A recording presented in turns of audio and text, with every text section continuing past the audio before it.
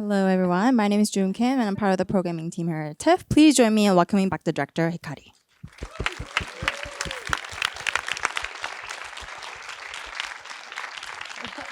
Thank you so much. Thank you so much for letting us present this film. I'm going to start off with a question. What were some of the difficulties and obstacles you faced while shooting this film? Could you share your story? Sure. Oh my gosh, obstacles every day. So many. First of all, thank you so much for having us. We're just so honored to be at TIFF. We're just having a great time this week. So thank you, and thank you so much for sticking around and watching it. The obstacle was number one, finding her was very difficult. I wanted to find a girl who had an actual disability, physical disability, and I didn't want to cast actors, so we reached out. Me and three other friends of mine, we reached out to thousand organizations and social network and whatnot, and then that was a very difficult process. And we finally found her. She was the last person to come to audition. So it was very we were very lucky to find her. And second was during the shoot time.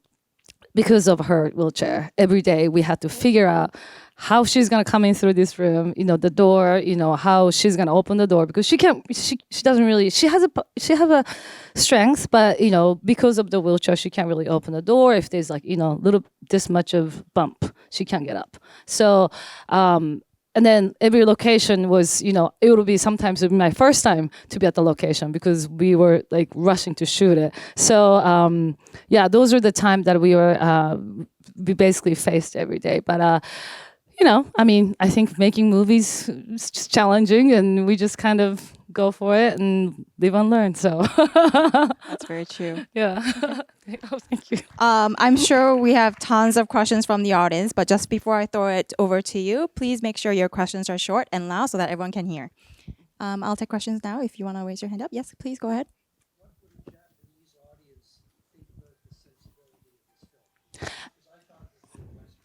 Oh, okay.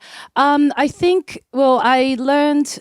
Well, I lived. I should say I've been living in the United States more than half of my life, so I guess my sensibility might be a little bit more towards Westernized than Japanese.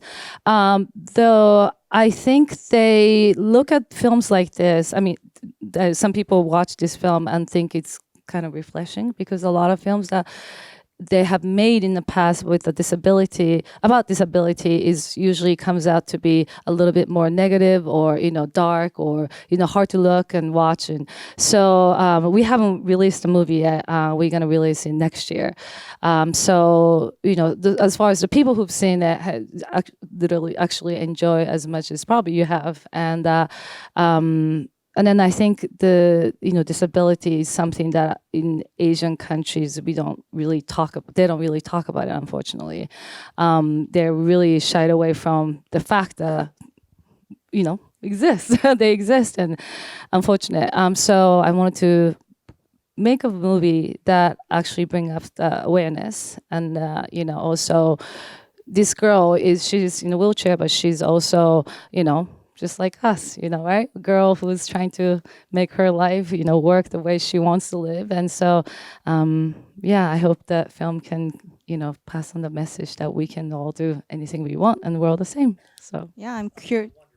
oh, thank you so much. I'm definitely curious to see what the reception would be like. And also, I think in your own words, you said it's a film about ability and not disability. Do you want to expand on that a little bit? Sure. I think disability words for me always it feels awkward because everybody's abled, right? It's just different. So I like to, I guess, if you can start using the words instead of disabled people, differently abled people. That's something that we're trying to kind of, share with the people that with the audience and people who watches this movie, and kind of, we're able, but we're just a little different. Yeah. Great. Okay, yes, go ahead. Mm-hmm.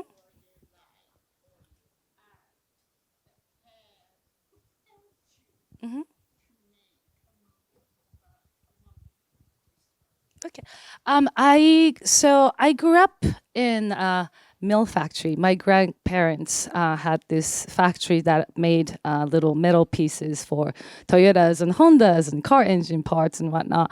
And my grandfather was somebody, or my grandparents were somebody who never discriminated anybody against anything. My grandfather used to be a teacher in a prison during the World War II and before World War II.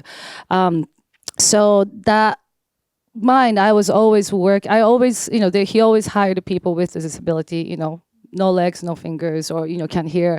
And I was so, grew up in that environment. So I never even thought of there's anything different. It just, he just doesn't have a leg, or he, just have a hard time hearing. But then when I, later on, when I went back to Japan, after years was passed by, I realized that, you don't see those people in public eyes. Sometimes you wonder, I know they exist, but you just don't see in the big cities. And so I thought there's something weird about it. And then I started doing research and, along the way of just kind of seeing what's happening with the disability community. And then they just don't like to be around because it's very difficult for them to be in the public spaces. I guess for me, it just never occurred to be, we're all different or anything like that. So, I literally made a movie just like making, if the girl wasn't in a wheelchair, I wanted to make sure that its story still works, and then I think it does. And again, if I couldn't find the girl who could play the role, I was just going to make the movie, without a girl without the disability. So to me, this didn't really make that much of a difference. Yeah. Title will be different, obviously. Yeah. All right. Yeah, go ahead.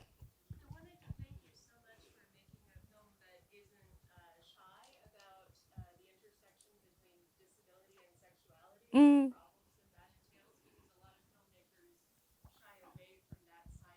Mm-hmm. Right.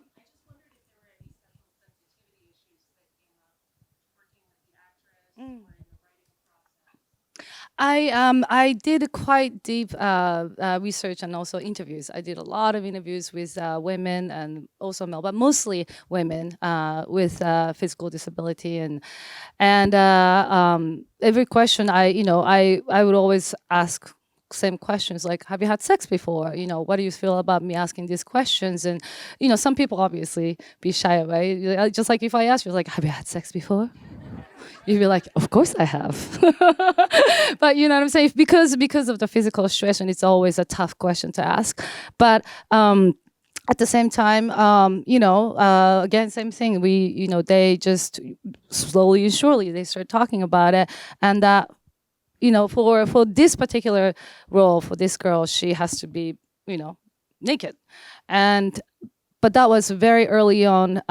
It was always on my mind that that's part of the movie, and I don't want to share. If there's a struggle, and then we should show it, because then when people see or encounter with people with disability, and there's a person you might want to just help them out, or you know what I'm saying. So it was important for me to show everything about her physical disability. So being naked was something that I asked every single person who came to audition. It's like, there's gonna be a nudity, you're gonna be butt naked, are you gonna be okay with it? And then every single person said yes. Surprisingly, nobody said no. So that was blessing. And then I think if you want to be an actress, you have to be naked sometimes. Just kidding. All right. Do you have any more questions from the audience? Yes, at the front. Two smaller questions. Sure. One, at the very end, just when you were being introduced, there was a flash for a dedication. I'd like you to speak to the dedication. Mm. And then a little bit about the music in the film. Because that seemed to be one major artist used for the film. Yes, you know what? So go back from music. There's a really fun music that I was supposed to come right after the first credit, and somehow it got cut off. So it was kind of sad. Anyways, dedication is okay. There's a friend of mine who was very supportive, and he was somebody I was very close to, and he passed away on the day that we had a sound mixing, the very last day of the sound mix. Yeah. I know he's here with us. And so our movie was definitely dedicated to that. And I actually wanted to share this. This is something that Paul, would used to say, is that he give us love. He's always a supporter of the creative people, artists, musicians, filmmakers and whatnot. He used to work for Apple, and that's what he was do. He support the artist. And his thing was, I will give you love as much as I can and support you and show our love as much as I can. And instead, you guys give hope. So by me giving you love is and without you knowing about it, you give us hope through music, through art and whatnot. So I guess, I'm so sorry, I'm kind of ooh, all over the place. But if I could ask you, I know you guys are here because you're such a big supporter of filmmakers and you guys love movies, and that's very important for us, that support that you give, just verbally, or message, whatnot, and then we'll try our best to give hope to the world through our movie. So so yeah, that was dedicated to my brother Paul. And I still can't believe he's gone, but I'm sure he's here today. So, yeah. Thank you so much for sharing such a of personal course, and of emotional course. story with us. Do we have any more questions from the audience? No, I do. I do. So don't worry. Go ahead, girl. So Hit it. the manga, the manga in the film is obviously very beautiful. So we were just wondering, are they actually works by existing artists, or were they produced just for the film? It's so mix of things. So because we didn't have much time, I wrote the story, and I wrote this crazy story. I don't know if you could follow it. This little girl from another planet comes to the Earth, and then try to find this very good specimen, right? So that they can produce more people on their planet. And then we found a couple artists. I found the manga artist who we looked through over 50 artists, and we found this one girl, and her work was amazing, and I really wanted to work with her. But she was too busy to draw the original story, so we hired somebody else to do the outline, just a basic draft of it, and then so she came in and did the drawings. And we wanted to actually put a few more places in comic, but we were out of budget. Okay, thank you very much. Welcome to the filmmaking world. Yeah. So we were out of budget, but at the same time, I wanted to make something a little bit more interesting than just boom, boom, boom pictures. So we used very simple. After Effects to use a little, background move forward, eyes wind up and stuff like that. So, yeah, that was a lot of fun. It's really beautiful. I wish I could read it. Yeah, Physically, yeah. Do we have any other questions? Yeah, at the back.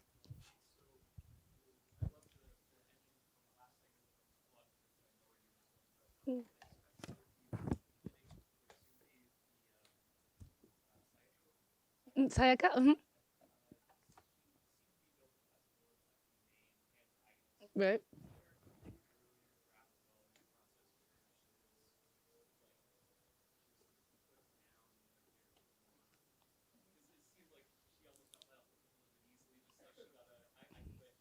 Mm-hmm. Right. Mm-hmm. Oh my God, I wrote so many different versions of that, like how to say goodbye and like I'm gonna quit and yeah, that was I can tell you there's probably about 15 different versions of like how I'm gonna get rid of this girl or like her moving on. And I guess so I had a whole different script, and originally the story was about a girl who are paralyzed, and the story was really about a girl finding out who she was as a woman, and then also where she exists as a human being, that was a whole different story. It was a love story actually between her and this girl, the caretaker, and such. But then when I found Yuma, Mei-chan, the girl who plays lead, she was a cerebral palsy. So I rewrote the script. And in that process, I also wanted to interview her, and I interviewed her mother. And then there's a lot of stuff that I found out that she had a twin sister. And the first thing I asked was, "Is your twin sister, also with a disabled, or differently abled?" And she said no. So things like that happened, and the story just totally took in a different terms. And so that what it was important when I was writing the script was no longer important, because for me, even as a filmmaker, just really discovering who she was as a person and how she lived and what she was feeling was more interesting than focusing on a girl who's just like, "Oh my God, hello." You know what I'm saying? And that get tired too. So I kind of, once that happens, I was trying to find a way to quickly be out of that world and then just, smoothly just transfer into her, her focus. And sometimes I feel like I'm watching this like, oh my God, a lot of things happens in this movie, right? But I feel like that's what kind of our life is, like shit happens one day and you're just like, oh God, what happened? I was like, okay, we have to move on, right? Or you focus on one thing, but sometimes there's an answer and there's no answer, but you get the answer from something else. And I think there's that beauty in life, that it's just you keep moving forward and you keep finding and discovering, about your life or who you are as a person and what's happening with your family. And I think after finding Mei-chan, the girl, I just kind of totally went into that journey. And although it feels a little fast, I hope you guys also enjoyed that journey as well. Totally. I think the evolution made the story even richer in the end. Yeah. Thank We you. only have time for 2 short questions. Yeah, go ahead.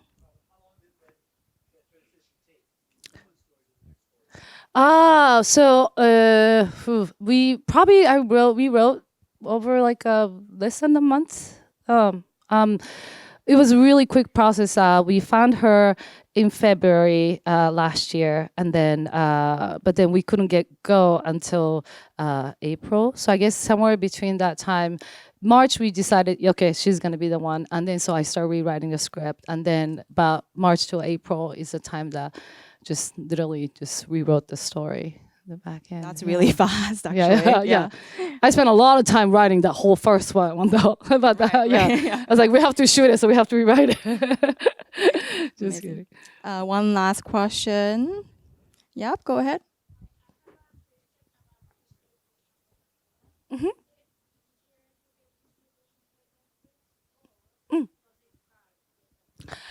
We got really, really lucky, and I still feel like we're blessed. We premiered in Berlin, and the film wasn't ready, but we like literally brought the hard drive and took it to Berlin, and we won the audience award in the Panorama section, and also Art Cinema House award, and that actually really helped us to get that distribution through Netflix. And they showed us, very passionate, their passion about wanting to have this film, and which we were very blessed too, because people with disabilities, sometimes they can't leave the house, and I really want this movie to be shown everywhere in the world, and this is like the best way possible, best possible way that we could get the distribution through Netflix. So I think we're not quite sure when exactly it's gonna be distributed yet. We still have to go around the festival circuit, but we'll be around sometime. So yeah, hopefully you'll get to share with your friends.